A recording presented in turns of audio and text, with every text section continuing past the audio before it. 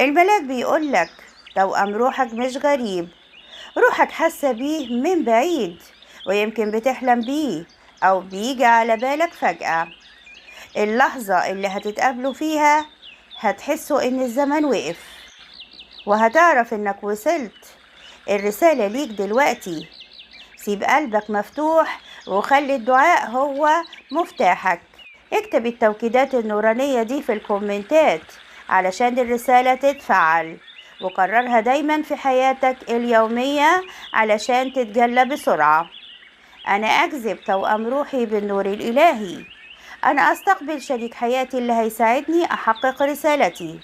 أنا أستحق حب صادق ومقدس. أنا أستقبل زواجي المكتوب بفرح.